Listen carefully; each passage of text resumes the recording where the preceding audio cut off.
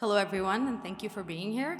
I'm happy to introduce to you, to begin this session, the new and evolved Material Carbon Calculator, which is a tool that has been in the works for many years. It was initially a subject of discussion at the Guild as a new calculator led by the Material Arts Department and by Marian Wehak. And over the years, it's become a more critical and more necessary tool for our members and for the industry. It was created to assist members and industry professionals with, the process of sourcing and selecting tools, and set construction materials that minimize their production's carbon footprint and that supports a more sustainably focused process. What it does, and I'll show you shortly, it basically tabulates the number, the carbon emissions factor of each item and gives you a total figure that helps you understand what the total carbon emissions are resulting from certain selected materials on set, but it helps you also visualize the impact, and this is part of the new feature in this tool. I want to thank Joe Matsiak, who was an integral part of this process. If it weren't for him, we wouldn't have an evolved tool today. A lot of the data and the figures that were incorporated into this tool were thanks to his hard work. I also want to thank Ontario Green Screen, who was one of the most invaluable partners in this project and without whose support we wouldn't have an evolved tool. So thank you to Anna Laura, Jessica, and Justin, who I saw today. And I'm going to show you a little bit. I'm going to preview this tool here. This just launched today, so this is the first time that you all get to see it. And you can access this on the website, dgcgreen.ca, and of course you can ask me any questions that you have about it. So this is what we've changed. So what we have now, and this is the work that Joe was able to do, is to create modules, so preset lists of items and materials to use on different sets. So if you look at this list, you've got 4 modules, each one for a different type of set. So the first one we have, for example, is 175 square foot bedroom. So let's select this to start. And that helps, instead of you having to go in and input different materials, what it does is that it populates the set of materials that you would have on a set of that size and of that type.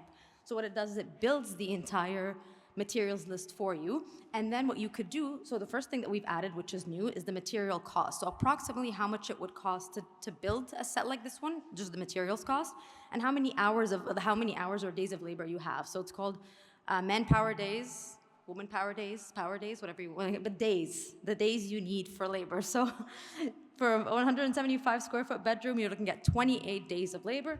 And then underneath, you can see all of these materials. So let's go, for example, in plastic.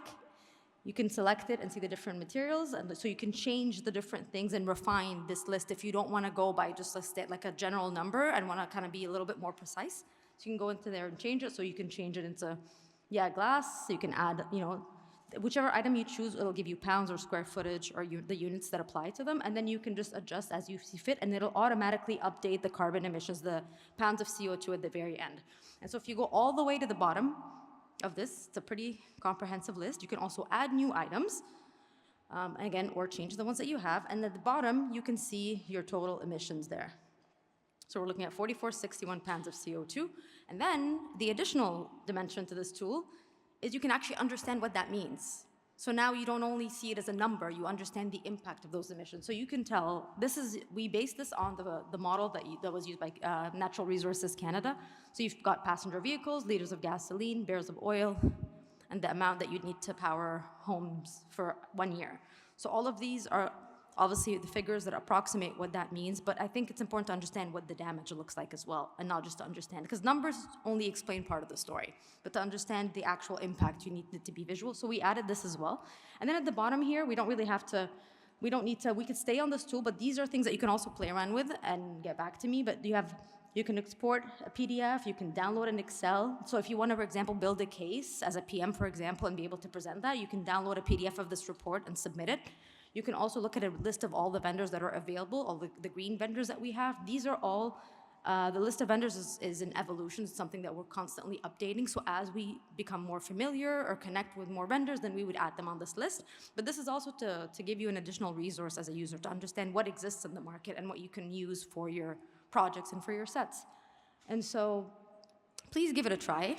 This just came out today. This is brand new, has not been touched yet. So give it a chance, give it a try, play around with it. And if you have any questions, please get in touch with me. But we're really happy to be able to bring something of this kind into the industry. We think it's important to be able to understand and visualize the impact, the cost, and the labor involved with a project, and be able to make changes through a clear understanding of what that impact is. Yes. We also have a panel. I'm not leaving yet, so.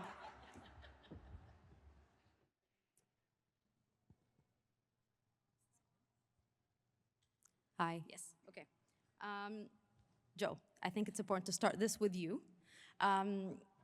We think the module set that we've developed is crucial because I think also being able to click on an item and have an entire, a entirely populated list of items is such insights into what this tool can provide. How do you think this has helped shape the understanding of the industry and of sustainability as a whole? Well, what was your idea, Marion, to perhaps have these little modules that someone could quickly look at and if I get this set off of somebody, which is what we're trying to encourage, or if I reuse this set that's ours, how much carbon am I saving? So that's why we just came up with some modules. Well, you looked at them like 175 square foot, 300, the other one, whatever. So then I just jumped into, which is my job, figuring out materials, like the materials needed, and exactly how much. I tried to be as specific as I can, as I could, and then they figured out the carbon emissions of that, Yeah, so for me, it was easy because that's what I have to do as soon as I get a set. That's what I sort of do anyways, to start to break it down, what we need.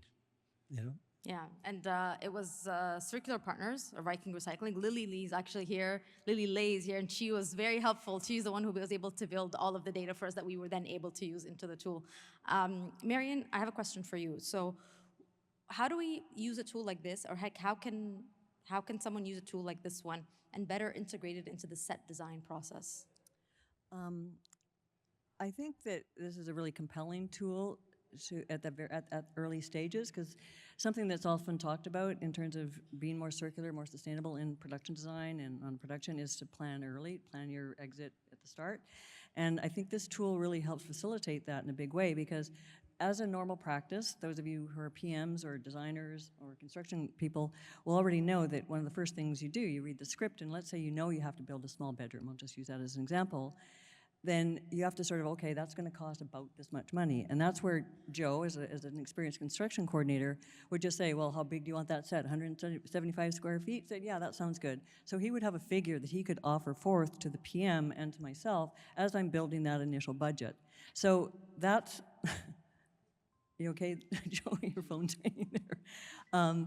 But in addition to that tool being used as practice, fairly common practice, it will tell you that if you look at the calculator, okay, so if I get a 175 square foot bedroom set off another show, or I have one from another, let's say you're on a series and you just want to reuse it, I'm going to save $20,000 because that's the combination approximately of the labor and materials, so that's a win. But then on top of it, this tool will tell you how much carbon you're saving. So even though this calculator doesn't plug into Albert or Peach or Pear or any of those, you still will have that quotient of what you're saving and what that footprint. And the same is the smallest set module in this example, in this kind of pre-budgeting tool, is 175 square feet contemporary. The next one's like 300 and some square feet contemporary. And then he's also expanded it to be, okay, let's say it's a period set and you've got more moldings and wallpaper and there's just more materials. There's that quotient too. So it's a really fast track way to see where are we going to land if we do this. And therefore, as a designer, to me it would be like a really compelling tool to present to a PM. In my case, probably a producer or a production manager. So yeah, so that's kind of how I would use it. And then of course, maybe you just want to know what a flat is. Let's say you just need, you need a set and you need about 10 flats. Well, you can also just find that kind of information out to more specific individual materials. So you spoke about PM, so I think this is a good question for Janine. So how does a tool like this one tie into the process of budgeting as a PM, and in the case of building a solid proposal? How would this tool work? Thanks, Mara. It definitely, I think, is a groundbreaking tool in the sense that now there's always, like, as a line producer, we love our reports. And so we can have a comparison tool right from the top of a budgeting process. And then I see that kudos to our department for making it a visual experience and adding the carbon emissions that is really like a statement part of where we can begin to reduce and go to a lower carbon production. So I would say that as a PM, there's always a tension wheel or a conversation between creative and production design and budgeting about how much do we have and how much do we need. And so this is a tool that can show us where we can save. And I'd also like to say, before I came out today, I was looking at a line producer checklist from one of the major streamers on sustainability production, and it really addressed many of the aspects that we're covering here today, including water and fuel and a reduction. But there was nothing like this yet, so I think it's a global first to have this. Joe, I think it's incredibly important to have references like the hours and the material costs, because I think, again, budgeting is a critical part of this process. How was your process of being able to through those modules understand the labor and cost involved, and how is that something that we can better understand as users? Like we talked about the hours, like manpower. How is that determined through your calculations? Again, most of that is my instinct of how many people I think it's going to take to build this set. And as I hear you say that, it's a little bit misleading, because you will also need some manpower to go get the other set or to maybe rework, the other set. But the trade-off is huge, or like the difference is huge. It's going to be nowhere near the hours or days that it would take to build a set from scratch. So I just feel that it just opens up by putting the. I actually, the first time I broke it down, I actually broke it down into dollar form. Well, I put a price tag on the labor, but then Marion pointed out that, well, and I'm working with IATSE rates, but we wanted to keep this open for everybody. There's going to be some non-union, there's going to be NAVIT people, there's going to be obviously different rates. So then we changed it to work hours or work days. And that way, it's a great conversation if I come to Janine, because that's how she as a line producer and she's going to be thinking hours, days, and cost of materials. And so it's a really good way. And then she can also use that for people she has to answer to. And so I personally think I need to get better at making a business case every time we do this, so we can show that not only are we saving flats and work and saving the environment in that sense, that we're also saving money. But that was basically why we figured it out into work days. Great. Marion, we talked a lot and extensively about having these visual references, these graphics that demonstrate what the carbon emissions impact is, because we talked about the general understanding of carbon emissions and how that's something that needs to change as well. How do you feel like that's going to influence decisions moving forward? Well, as a visual person, I think it's a huge help, and I think for a lot of people, when you find out what the pounds of carbon or the tons of carbon, it's a bit of an abstract idea. Like, what does that mean? Like, is it like to help? And we aren't the first to do this, but it's become really helpful to sort of see how this translates into visual terms, like day-to-day terms, things we know. So, for example, at the bottom of the calculator, as it is right now, I can't remember the exact numbers, but like we've all sat on the Gardner or the Don Valley Parkway or the 401 for hours bumper-to-bumper traffic. So when you see that picture at the bottom of your thing with all these cars, that's a quotient, or we pay heating bills, or we fill our tanks of cars with gas in some cases. So when we sort of see what those quotients are at the end of a set, or the end of a, like how much a flat is, or whatever that item is, it really, I think, helps absolve us of the leaning on the abstraction to not understand it. So I think if you actually see what it translates to, you therefore or kind of have the responsibility to pay attention to that. And I just find that really valuable to sort of understand what the carbon quotient of whatever I'm involved in or trying to save, this is what it means in real life. Because I think all these things are translatable into real life things. Being able to see what that data means, not just read it. Correct. And again, when it's quoted in like tons of carbon, what does that look like in real life? So Yeah. I think it's really helpful. So, Janine, if we use this calculator, we can see that building 2 large bedrooms is the equivalent of 25,000 barrels of oil. Like that's something that's, yeah, 25. Yeah, so that's the 2 rooms on this calculator would give us that amount. I guess my question is, do these numbers tell us about what's happening in the industry as a whole, and what this is costing the industry in terms of both money and damage? So Yeah, I think that's a really big question that I don't think I myself or anyone could answer today, but I think that the purpose of the calculator is a sense-making tool for us to use and build up our knowledge base in our community, unions, and in our industry, so that we have more communication, because I think, like I've heard, we have the technology to change this, but we haven't. So that our humanity's greatest challenge may be most about our social selves. And that's what I would attribute the usefulness of this calculator and the visual part of it as the take home. great. I want to move on to, focus more on circularity and the best practices. Joe, I know that there's a lot of knowledge or some information around, what are the best practices and what materials are better used than others and what materials are better sourced, just for the overall sustainable approach on a production. Like, for example, using screws instead of nails. What are these best practices, and can you tell us a little bit about that?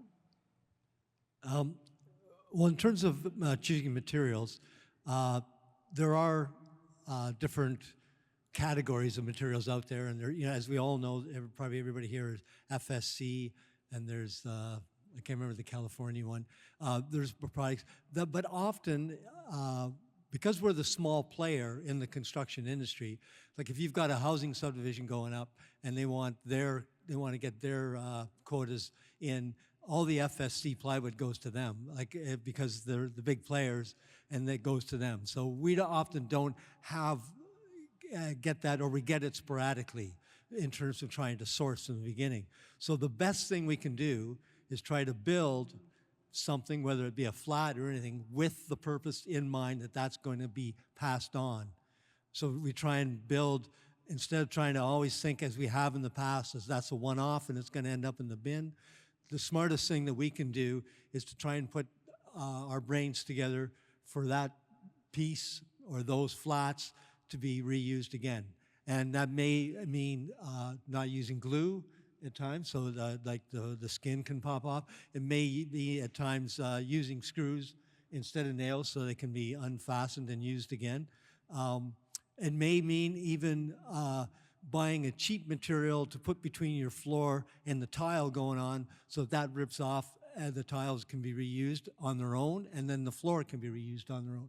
So there's just ways of trying to think ahead. And so obviously the best way for all of us is to do that at the beginning. And some of that takes buy-in from my designer and from my producer. And that's where I think the carbon calculator will come in handy for me most, is almost all of us here need buy-in from the people above us for this to work properly, because it may just take a little longer. It may need one extra cost item or cost line on the initial budget to save it all at the end. And so that buy-in, to me, that's where, to me, most of the carbon calculator is going to be most useful. Yeah. So you make a good point by saying it's a collaborative effort as well. It's the work between the construction coordinator, the producer, the designer. I want to know, Janine, how are production managers, how can they be better equipped to implement circularity or to promote circularity in the work? I think I have a lot of thoughts about circularity. I think that in one way it might sound like the 3Rs being rebranded, but I read something the other day that all circularity by necessity is local. And when I thought about it, that seems to be very true. So circularity is local. We see new posters from the City of Toronto embracing circularity. And I think, in my experience, the way filmmaking goes is we become part of a community, and that is local, when we're building and attributing a physical asset. And so it's about relationships in community, being good community partners, and relying on the knowledge base of our film industry members and our DGC members, because we have a lot of knowledge that we can work together. Marion, let's talk about success stories. What are some examples of circularity that you can think of, and what are maybe some stories of success that you can, a story of success that you can tell us where circularity was implemented? Well, I've been on this stage a few times or on different panels where I've spoken about this, and a lot of those references you can find on dgcgreen.ca as case studies. So I won't talk further about those. You can find them there. But moving ahead, I'll give a short story about something I just did a few months ago, and then I also want to amplify DGC Green award. Anyway, so most recently, and this was a very small little project I did, but we just said, okay, let's make sure that we, find things that have been used before and make sure that we have homes for everything at the end. So it was a very small set, needed to look like a subterranean, like a earthen subterranean space. And I remember I consulted Joe because he and I together in the past have done the things with the big, very toxic AB spray foam stuff when we've done underground tunnels and stuff. And we knew we didn't want to do that. So Joe suggested using indoor-outdoor carpeting. So I said, okay, let's try that. So we R&D'd a bit with that, and I got some flats off a show that was no longer needing the flats. We R&D'd with the indoor-outdoor carpeting, found some gray indoor-outdoor carpeting, sculpted the walls with it, sprayed it just with a little bit of brown paint. It looked fantastic, I have to say. And then at the end, we took all the carpets off, sent them over to Viking Recycling, and for like under $200, the carpet was all recycled, and the flats went to the Circular Design Build Workshop, which is happening in the new year, which is a whole other conversation, but they've got a new home too. So to me, those are two small success stories. And then I just want to segue over to the DGC Green Award gave its inaugural presentation just a few weeks ago, which is a big deal, I think, because DGC awards are like to directors and production designers and editors. But with Marwa's help, that we actually got the first DGC Green Award on the slate. And so we had 8 submissions, which for the first year was really exciting. And we had a really rigorous, robust submission. And it wasn't fully focused on circularity, but just sustainability in general. But the winning project was a film called Peak Everything. And their submission was so exciting because not only was going back to the comment earlier today about storytelling, that was one of the highest marks, is people want kind of sustainable storytelling narratives, because on that chart, on that questionnaire that was given out.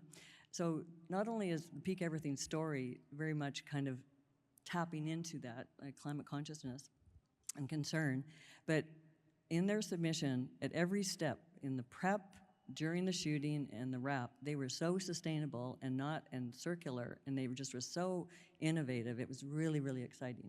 So I encourage you to see the film, and if you want to read about what their success stories were, I can tell you. But just as a small example, at the end they had some materials left over that didn't really have a natural home, but in the community they were shooting at, which was up near Sudbury somewhere, I think, There was a local artist who took the materials and created a sculpture, so it's now public art in the town square sort of thing. So there's just all sorts of ways. It doesn't necessarily have to go into production, but there's just all sorts of ways that we can be circular so that things don't go into the landfill.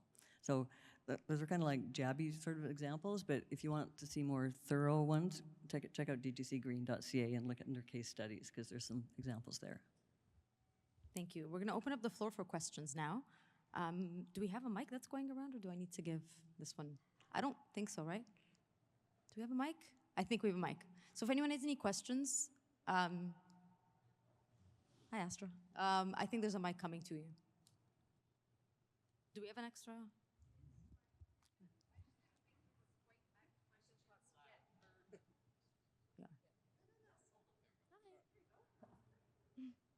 Hello. I was just thinking this is a great idea, the Materials Carbon Calculator. And I think the next step would be is creating a material passport. In Europe, when you do a building, you have to have a material passport. So all the material that you use in your construction has already a green seal. And I think that might be something that might be interesting as the next steps, because you can actually then say, okay, we're only going to use these materials in film rather than, so you just eliminate a number of things. So I thought maybe the next step would be creating a material passport that are environmental friendly materials that you could only use and just avoid all the others. So that's a suggestion. Well, that'd be good. From my standpoint, like from, construction standpoint, that would be it would cut down on, any guesswork sort of thing. And yeah, from construction, that would be a great idea. I mean, I agree. And in the meantime, though, we do have a lot of stuff out there that we have to sort of try to find homes for. So I think it'll be a model that we can add to it in the future. But I think at the same time, we still have a lot of stuff to still give second lives to, second, third, fourth, fifth lives to. So, yeah.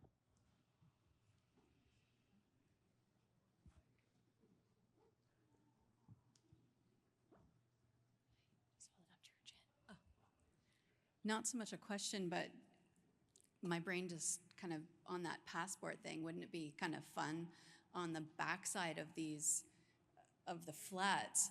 Hey, this was used on this show, and like it would be something visual that everyone could like see how many shows this has been used on. So like a passport stamp for the different flats on the opposite side. So it kind of brings more of that buy-in from the other crew to see a visual of this circularity. I think that is a great idea. I mean, one thing that often people bump up against is the IP potential, that why scenery can't be reused. But let's face it, like a 4x8, 4x10 flat is not taking a lot of personality with it on its own. So I think, but something like that could be really fun. But also a QR code that just quickly leads you to what the carbon quotient of that flat is. So you can almost kind of go behind a set and go, wow, look at these, whatever. So I think, yeah, whether that QR code goes to the carbon quotient and the visual equivalent of what it is, and or the legacy, or it's the legacy of that particular item, that all could be quite good. And I think, again, part of it's about education, so people sort of understand examples over and over again. So thanks for that.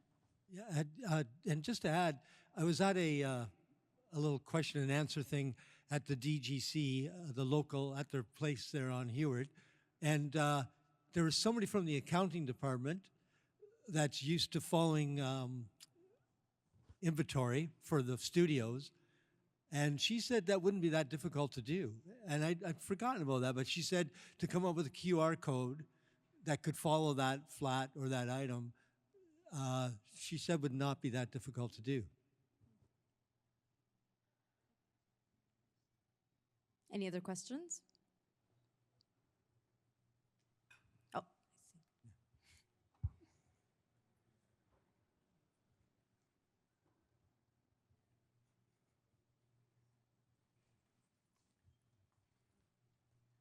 Yeah, right. Zena's pointing out the water bottles that we've got. They got a QR code that can tell you when you refill it. So it can't be that difficult to follow a flat. So my question is not about the calculator, but I'm curious if Marianne, Joe, or Janine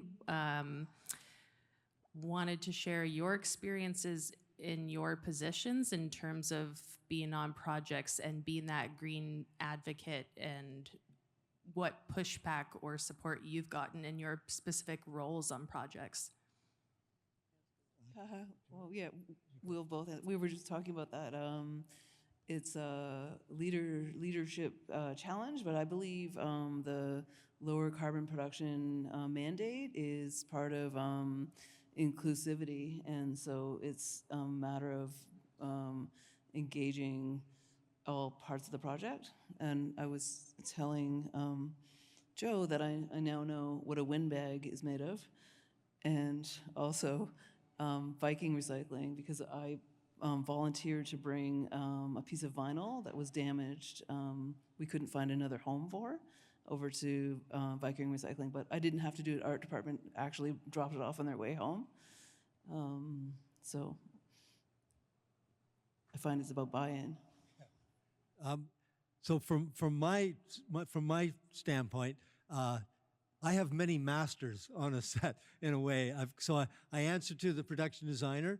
It's like I make a contract with them. I'm gonna make this set look as good as possible. I've got the producers or production managers wanting me to stick to a budget, but the hardest master of all is time. We just never seem to have enough time. Like you're doing a 1 hour episode every 8 or 9 days. And so the pushback I get often, and I'm not mentioning any names and it's not been hard, but it's, do we have time for this, or do we have time?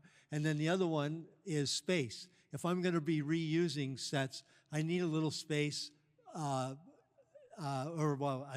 take a big space actually, but even if you could give me a little space to store stuff in between. And it's amazing what we can reuse with even just 2 storage trailers, or storage containers. You can get them 8 by 40.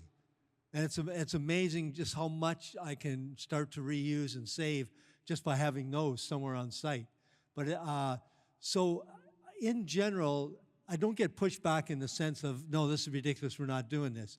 But it's just, well, we don't have space, or I can't get you any space. And in fact, I know a recent show I was working on, and we literally, we just couldn't find space nearby for us to store, other than it was a church basement and you had to get everything through a door. It's not gonna work for set pieces. And I feel that any pushback is getting less and less, because producers also want to do the right thing as well. And so it's just starting to become more collaborative. But there are limitations within the budget and the time right now. Similarly, like I have a producer and a production manager, that as a designer I have to respond to and communicate with in terms of the budget.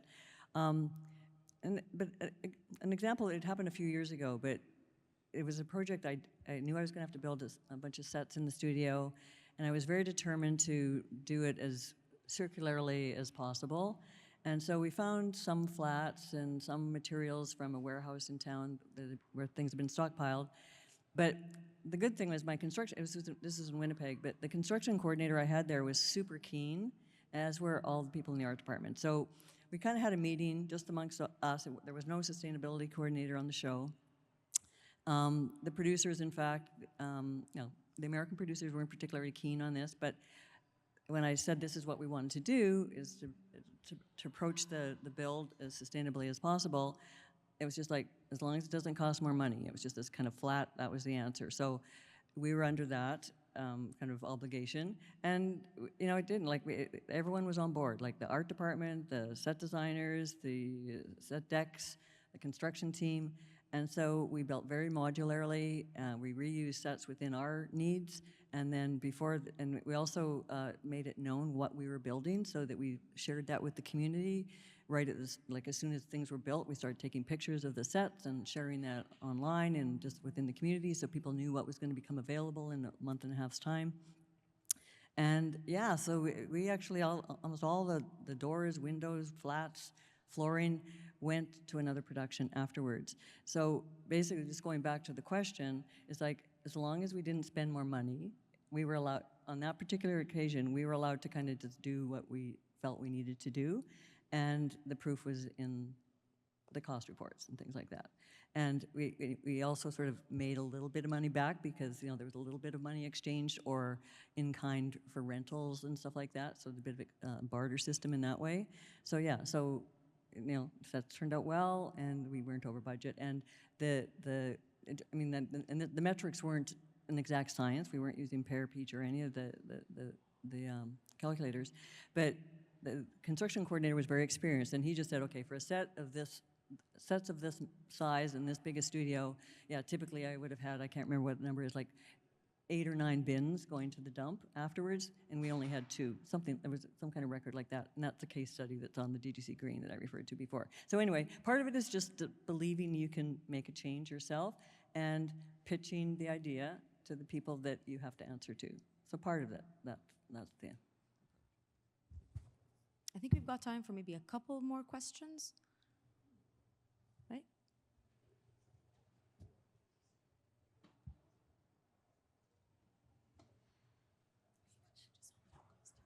Okay, thanks. Not that close. Diana Donaldson here. I actually am usually in Vancouver, so I'm on the West Coast. So it's a little bit different there with the unions. I'm a big union fan. In BC, I'm a DGC PM as well as an IATSE coordinator.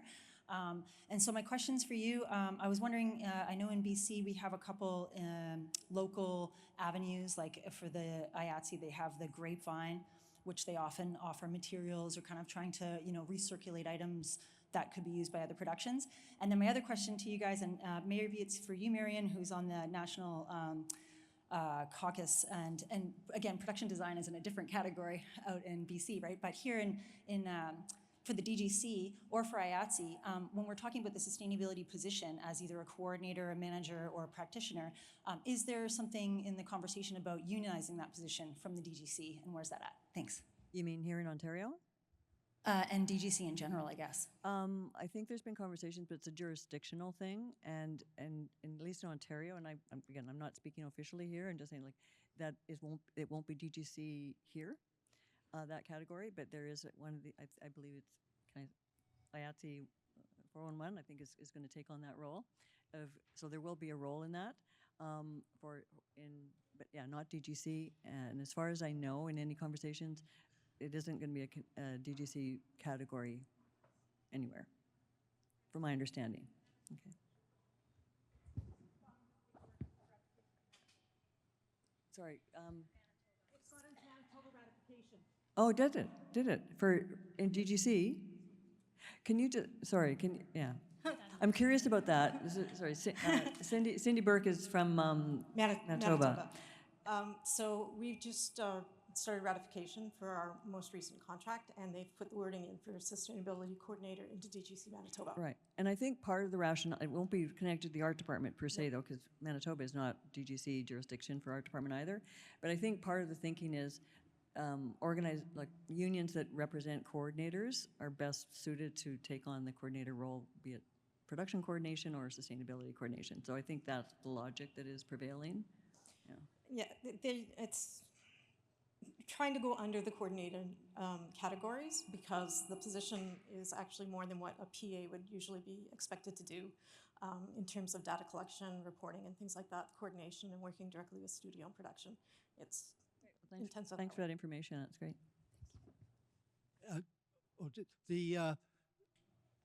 First of all, I want to give a shout out to Vancouver. They've been doing it the right way longer than that.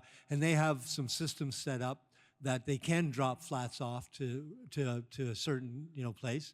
And there's been a group of us in Ontario here, and centered in Toronto. We have a little booth down there, Re-Scene, and that's what we've been trying to twist arms, and for the government to help, because it's not to have it anywhere near the city. The business sense is hard to. The business plan for it is hard to justify, right? But it would be a crucial part.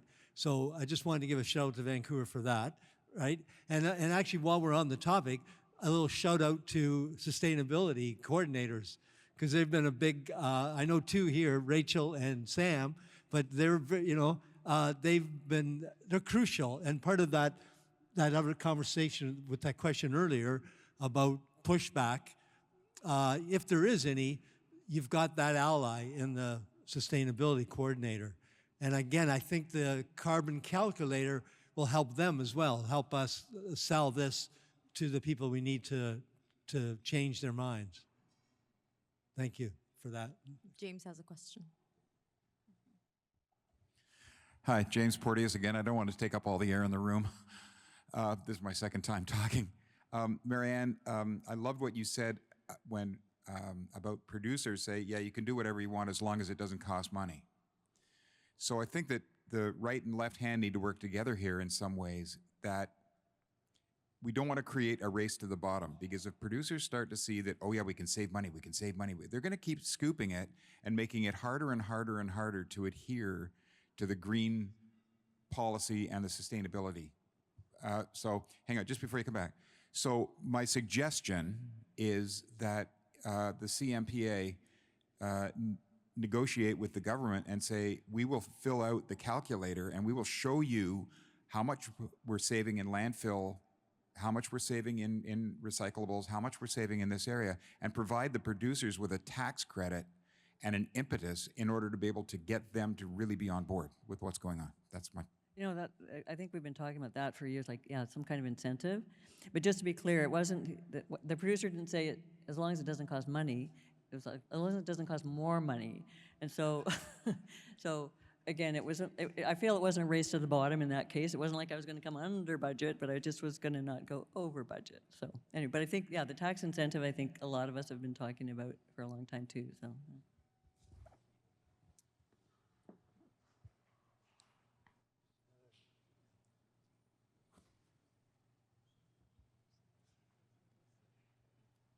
Hi, Yolanta.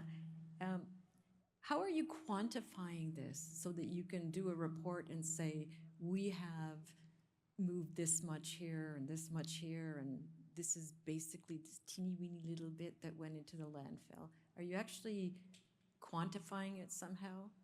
You're talking about the calculator, the result of the calculator kind of thing? Is that what you're asking? Yes, if you use the calculator, How do you?